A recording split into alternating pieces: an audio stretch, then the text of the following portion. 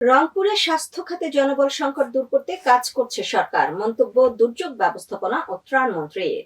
মজুরি বৃদ্ধির দাবিতে আবারও আন্দোলনে চা শ্রমিকরা। এবং হিলিতে সবজির বাজারে আগুন, দিশেহারা নিম্ন আয়ের মানুষ।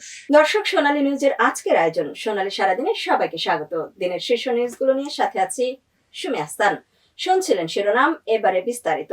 স্বাস্থ্য খাতে জনবল সংকট দূর করতে সরকার কাজ করছে বলে জানিয়েছেন দুর্যোগ ব্যবস্থাপনা ও ত্রাণ মন্ত্রী আসাদুল হাবিব দুলু। তিনি বলেন, সরকারের উদ্যোগ বাস্তবায়ন হলে অবকাঠামো রয়েছে, জনবল নেই এমন হাসপাতালের সমস্যা দূর হবে। বৃহস্পতিবার বিকেলে রংপুর মেডিকেল কলেজ হাসপাতালে ব্যবস্থাপনা কমিটির সভাপতি হিসেবে আলোচনা সভা শেষে তিনি সাংবাদিকদের এসব কথা বলেন। রংপুর মেডিকেল কলেজ হাসপাতালে আগামী 2 মাসের মধ্যে 10টি আইসিইউ শয্যা বৃদ্ধি, কেবিন সংকট দূর করা, হাসপাতালে ঔষধ ও যন্ত্রপাতি সরবরাহ, নিরাপত্তা জোরদার করা সহ নানা সংকট মোকাবেলার আশ্বাস দেন দুর্যোগ ব্যবস্থাপনা ও ত্রাণ মন্ত্রী। আমরা 3 স্তরে এই রংপুর হাসপাতালটাকে কত জনসেবামূলক অর্থাৎ কত স্বাস্থ্য সেবা দেওয়া যেতে পারে এবং কত আস্থার মধ্যে নিয়ে আসা যেতে পারে সেগুলো নিয়ে আমরা আলোচনা করেছি। অগ্রগতির মধ্যে আমি 2-1টি কথা বলি। আমরা আগামী 2 মাসের মধ্যে এখানে যে আইসিইউ বেড রয়েছে 10টি মাত্র, এটি আমরা আরও 10টি সংযুক্ত করব, অর্থাৎ 20টি বেডে এখানে আইসিইউ চালু থাকবে। এখানে কেবিনের যে সমস্যাটা তুলে ধরা হয়েছে, কেবিনের অ্যাটেন্ডেন্টের কোনো থাকার জায়গা নেই, বেড নাই, এটিকে আমরা সংযুক্ত করেছি। একজন করে অ্যাটেন্ডেন্ট রুগীর সঙ্গে থাকতে পারবে। এখানে অপারেশনের ক্ষেত্রে দেখা যাচ্ছে অ্যানেস্থেসিয়ার সংকুলনের অভাবে সবসময় অপারেশন চালু থাকে না, যার কারণে রুগীরা অনেক সময় মৃত্যুর ঝুঁকিতে পড়ে যায়, মৃত্যুবরণও করে। সেটিকে আমরা সার্বক্ষণিক চালু রাখার সিদ্ধান্ত গ্রহণ করেছি। এখানে জনবলটাকে আমরা সম্পৃক্ত করব। দৈনিক 187 টাকা মজুরিতে পরিবার চালানো অসম্ভব উল্লেখ করে দৈনিক 500 টাকা মজুরির দাবিতে শ্রীমঙ্গলের কর্মবিরতি, বিক্ষোভ ও সমাবেশে করেছেন চা শ্রমিকরা। বৃহস্পতিবার সকালে বাংলাদেশের সাধারণ চা শ্রমিক ও ছাত্র যুবক বৃন্দের আয়োজনে শ্রীমঙ্গলের টিপরাছড়া চা বাগানে এই কর্মসূচি পালন করেন তারা। এ সময় বক্তারা বলেন, বর্তমান বাজার দরে শিক্ষা, চিকিৎসা ও নিত্য প্রয়োজনীয় খরচ মেটাতে হিমশিম খেতে হচ্ছে। তাই অবিলম্বে দৈনিক 500 টাকা মজুরি কার্যকর এবং বকেয়া মজুরি পরিশোধের দাবি জানান তারা। এছাড়াও শ্রম অধিদপ্তরের হস্তক্ষেপ মুক্ত পরিবেশে চা শ্রমিক ইউনিয়নের অবাধ, সুষ্ঠু ও নিরপেক্ষ নির্বাচন আয়োজনের আহ্বান জানান বক্তারা। আমাদের দুঃখের কথা শোনার মানুষ না, আমরা বলি কাকে? আজকে পর্যন্ত আমরা ভূমির অধিকার পাইনি।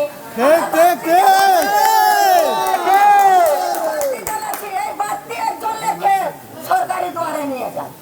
এই মজুরিতে আমাদের পল্লবীর বাড়তির পয়সা কাটে, কত ইউনিট হয়েছে সেটা পর্যন্ত আমরা জানছি।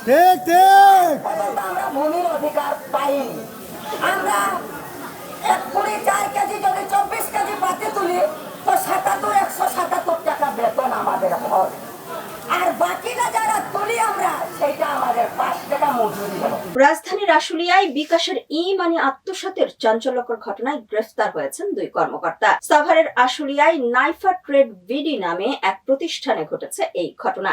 2,35,00,000 টাকা আত্মসাতের অভিযোগে অ্যাকাউন্টস ম্যানেজার আল আমিন এবং ইউসুফ রায়হানকে গ্রেফতার করে পুলিশ। পুলিশ বলছে, গত 24 জুলাই প্রতিষ্ঠানের ব্যাংক হিসাবের ওটিপি সংগ্রহ করে প্রতারণার মাধ্যমে 2,35,00,000 টাকার ই-মানি আত্মসাৎ করা হয়। আত্মসাৎকৃত 72 লাখ টাকা উদ্ধার হয়েছে, বাকি 1,63,00,000 টাকা উদ্ধারে অভিযান চলছে। নাইফা ট্রেড বিডি বিকাশের এই লেনদেনের প্রেক্ষিতে তাদের যে 2 কর্মচারী আলামিন এবং ইউসুফ রায়হান গত 24/7/2026 খ্রিস্টাব্দ তারিখ তারা 2,35,00,000 টাকা কোম্পানি নিয়ে তারা পালানোর চেষ্টাকালে তাদের কর্মকর্তা মালিকদের দ্বারা আটক হয় প্রথমে।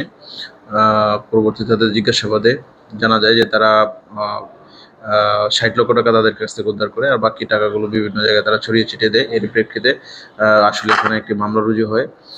মামলা রুজুর প্রেক্ষিতে 2 জন আসামিকে আটক করা হয়। তাদেরকে জিজ্ঞাসাবাদ শেষে বিজ্ঞ আদালতে পুলিশ রিমান্ডে এনে পুনরায় জিজ্ঞাসাবাদ করা হয়।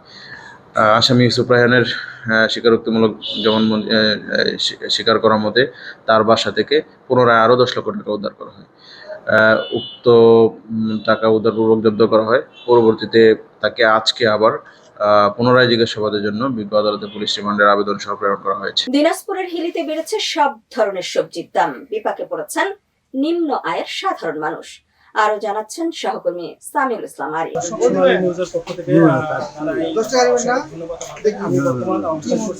দিনাজপুরের যে হিলে স্থানীয় যে পাইকারি এবং খুচরা যে কাঁচা বাজার রয়েছে সে বাজারে অবস্থান করছি।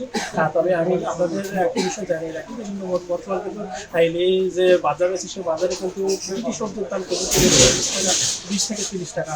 তবে এই সবজির দাম বাড়ায় আমি বিক্রেতার সঙ্গে কথা বলেছি, তারা কিন্তু বলছেন যে আসলে দক্ষিণাঞ্চলে যে বন্যা বেশ কিছুদিন থেকে বন্যা হওয়ার কারণে কিন্তু সরবরাহ সবজির অনেকটাই কমে গেছে, যার কারণে কিন্তু সবজির দামটা বেড়ে গেছে। তবে বিষয়ে আমি ক্রেতাদের সঙ্গে কথা বলেছি, ক্রেতারা আমাকে যেটি জানিয়েছে যে আসলে তারা যদি বলছেন যে আসলে বর্তমান কয়েকদিনের ব্যবধান, মাত্র 2 সপ্তাহের ব্যবধানে কেজিতে সবজির দাম 20 থেকে 30 টাকা দাম বাড়াটা কিন্তু আসলে অযৌক্তিক মনে করতেছেন তারা যদি বলছেন যে আসলে আমরা কিন্তু প্রতিদিনই এই সবজিটা কিনে খেতে হয়, বিশেষ করে কাঁচা দ্রব্য যেমন কাঁচা মরিচটির বিষয়ে তারা যেটি বলছেন যে আসলে কয়েকদিনের ব্যবধানে কেজিতে 120 টাকা বেড়েছে। যে কাঁচা মরিচ ছিল 160 টাকা কেজি, সেই কাঁচা মরিচ কিন্তু এখন বিক্রি হচ্ছে 280 টাকা কেজি দরে। তারা আরেকটি বিষয় জানিয়েছে যে আসলে আমি যদি আপনাকে আরেকটি বিষয় জানিয়ে রাখি যে 2 সপ্তাহের ব্যবধানে প্রতিটি সবজির দাম 20 থেকে 30 টাকা বাড়লেও বেগুন যেটি ছিল সেটির দাম ছিল 50 টাকা কেজি, সেই বেগুন কিন্তু এখন বিক্রি হচ্ছে 80 টাকা কেজি দরে। পটল যেটি বিক্রি হয়েছিল 40 টাকা কেজি দরে, সেইটি কিন্তু এখন বিক্রি হচ্ছে 60 টাকা কেজি দরে। এবং করলা যেটি 80 টাকা কেজি বিক্রি হয়েছিল সেটি কিন্তু এখন বিক্রি হচ্ছে 120 টাকা কেজি দরে। এবং পেঁয়াজের কথা না বললেই নয়, যেটি 30 টাকা কেজি বিক্রি হয়েছিল সেটি এখন 50 টাকা কেজি বিক্রি হচ্ছে।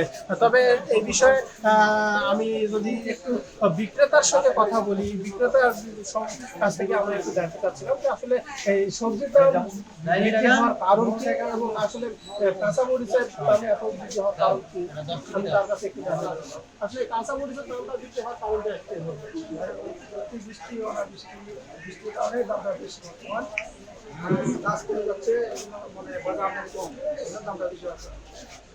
আদার্স যে সবজিগুলো এগুলোর দাম বেশি হওয়ার কারণ এগুলো এই বর্ষার কারণে মাল নষ্ট হয়ে যাচ্ছে, মানে অনেক গাছ নষ্ট হয়ে যাচ্ছে, অতিবৃষ্টির কারণে মাল নষ্ট হয়ে যাচ্ছে, দামটা বেশি। আর সরবরাহ কম, অনেক ক্ষেত্রে দামটা বেশি। আপনারা কি এটা পর্যাপ্ত পাচ্ছেন কিনা? না, পর্যাপ্ত পাওয়া যাচ্ছে না, এটার দামটা বেশি। বেগুন তো পাওয়া যাচ্ছে না, বেগুনের দাম তা পাওয়া যাচ্ছে না বাজারে। করলার দাম বেশি, আপনার পটলের দাম বেশি, কাঁচামরিচের দাম বেশি, আপনার হলো কাঁচুর ঢেঁড়স সবের দাম বেশি, খুব মূল্য চড়া। শুনছিলেন যে আসলে এই সরবরাহ কমের অজুহাতেই কিন্তু প্রতিটা সবজির দাম কেজিতে 20 থেকে 30 টাকা বেড়েছে। তবে ক্রেতাদের একটি দাবি রয়েছে যে আসলে বর্তমান যেহেতু প্রতিটি সবজি তাদেরকে প্রতিদিনই ক্রয় করতে হয়, সেক্ষেত্রে যদি দামটা সহনীয় পর্যায়ে আসে এবং দামটা যদি কমে আসতো সেক্ষেত্রে ক্রেতাদের জন্য অনেক উপকার হতে বলে ক্রেতা আমাদেরকে জানিয়েছেন। তো এই ছিল হিলি থেকে সর্বশেষ পরিস্থিতি। টয়লেটের ট্যাঙ্কি থেকে 45 বছর বয়সী গীতা রানী নামে এক স্কুল শিক্ষিকার মরদেহ উদ্ধার করেছে পুলিশ। তিনি পাবনার আটঘরিয়া উপজেলার একদন্ত ইউনিয়নের চাঁচকিয়া ব্রাক স্কুলের শিক্ষিকা। বৃহস্পতিবার সকাল 11টার দিকে বাড়ির পাশের পরিত্যক্ত টয়লেটের ট্যাঙ্কি থেকে তার মরদেহ উদ্ধার করে পুলিশ ও স্থানীয়দের দাবি, স্বামী ঢাকায় থাকায় গীতা রানী বাড়িতে একাই থাকতেন। প্রাথমিকভাবে ধারণা করা হচ্ছে বুধবার গভীর রাতে দুর্বৃত্তরা শীত কেটে ঘরে প্রবেশ করে। বিষয়টি টের পেয়ে বাধা দিলে তার সঙ্গে ধস্তাধস্তি হয়। এক পর্যায়ে তাকে শ্বাসরোধে হত্যা করে মরদেহ টয়লেটের ট্যাঙ্কিতে ফেলে পালিয়ে যায় দুর্বৃত্তরা। ময়মনসিংহের নবগঠিত দক্ষিণ গফরগাঁও উপজেলার গেজেটভুক্ত সদর দপ্তর নয়াবাড়ি মৌজায় প্রশাসনিক কার্যক্রম বাস্তবায়নের দাবিতে মানববন্ধন ও বিক্ষোভ মিছিল করেছে স্থানীয়রা। সকালে কান্দিপাড়ায় 8 ইউনিয়নের কয়েক হাজার মানুষ অংশ নেন এই কর্মসূচিতে। আন্দোলনকারীরা জানান, একটি স্বার্থান্বেষী মহল বিভিন্নভাবে উন্নয়ন কার্যক্রম বাধাগ্রস্ত করার ষড়যন্ত্র চালাচ্ছে। নবগঠিত দক্ষিণ গফরগাঁও উপজেলার গেজেটভুক্ত সদর দপ্তর নয়াবাড়ি মৌজায় স্থাপন করা না হলে আগামীতে কঠোর কর্মসূচি দেওয়ার হুঁশিয়ারি দেন আন্দোলনকারীরা। এর আগে গত 1 জুলাই 8টি ইউনিয়ন নিয়ে দক্ষিণ গফরগাঁও নামে নতুন উপজেলার গেজেট প্রকাশ করে সরকার। দর্শক, আজ এ পর্যন্তই। সোনালী নিউজের সাথে থাকার জন্য ধন্যবাদ।